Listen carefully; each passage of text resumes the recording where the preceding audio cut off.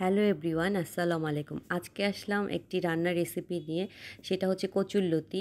এখানে দেখতে পাচ্ছেন আমি কচুরলতি নিয়েছি, আর চিংড়ি মাছ, পেঁয়াজ কুচি, তারপরে কাঁচামরিচ আর বিভিন্ন মশলা। এখানে আমি আমাদের ফ্রাই প্যানের উপরে তেল দিয়ে একটু বেশি করে পেঁয়াজ দিয়ে ভেজে নিচ্ছি। তারপরে আমি একদম গুঁড়া মাছ চিংড়ি, যেটাকে দেশি চিংড়ি বলে, সেটা সাথে একটু কাঁচামরিচ দিয়ে হালকা করে ভেজে নিচ্ছি।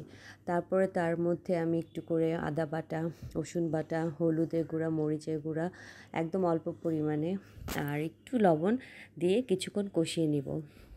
কষানো শেষ হয়ে গেলে তারপরে আমাদের যে লতিটা, কচুর লতিটা, সেটা আমি ঢেলে দেব এবং আমি চেষ্টা করব একদম মৃদু আঁচে লতিটাকে রান্না করতে।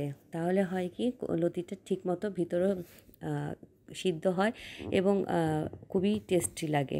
আর যদি চুলার আঁচ বাড়ানো থাকে তাহলে অনেক সময় পুড়ে যেতে পারে। যেহেতু আমি এখানে কোনো পানি অ্যাড করব না, একদম তেলের মধ্যে লতিটাকে ভেজে ফেলবো, সো সেজন্য একদম মৃদু আঁচে আমরা লতিটাকে রান্না করব। তো লতি আমরা চাইলে ইলিশ মাছের কাঁটা দিয়েও রান্না করতে পারি, অনেকে শুটকি দিয়ে রান্না করে।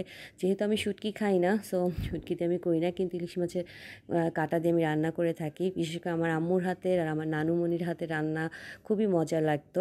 আম্মুর হাতে রান্না তো এখনও খাই, অনেক মজা।